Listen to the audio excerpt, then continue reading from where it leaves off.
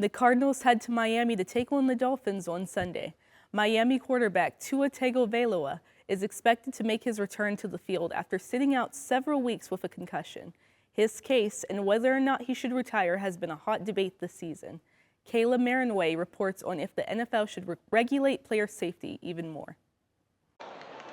A shoulder to the head, a player's head hitting the ground, helmets clashing together.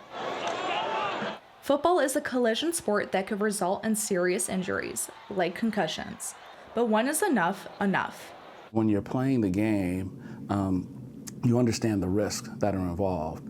However, you're playing it because you're passionate about it. This is a game, but you're also talking about the game of life. Football isn't everything. You still have so much life to live when your football career is done. But at the same time, you understand why guys do what they do and play the game. Miami Dolphins quarterback Tua Tagovailoa was diagnosed with his third concussion of his NFL career this season. A routine play where Tua lowered his shoulder to initiate contact forced his arm into an unnatural position and triggered the injury. The hit that Tua took was, that's a hit that happens every week, every Saturday for college, every Sunday on a football game. In 2023, the NFL reported 219 concussions that were diagnosed during the NFL preseason and regular season. NFL protocol mandates that if a player is observed or reports one of the no-go symptoms, they are removed from the game and will not be allowed to return. The no-go symptoms were updated after Tua suffered a concussion against the Cincinnati Bengals in 2022. When a player is diagnosed with a concussion, they must be sidelined for at least 4 games per league rules. So, what are the steps to determine if a player has a concussion? There's a list of 10 or 12 items. The big ones are slow to get up, motionless after hit, meaning they would be unconscious.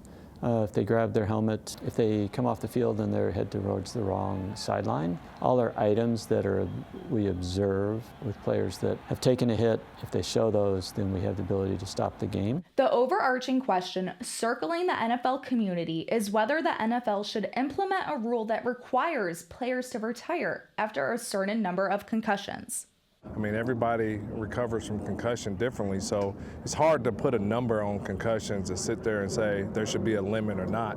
There are things that you see with vicious hits that get people concussed, and those vicious hits are the ones that the NFL is trying to reduce on. The proper technique tackles, those are things that's unavoidable. So trying to police it all is very difficult to do.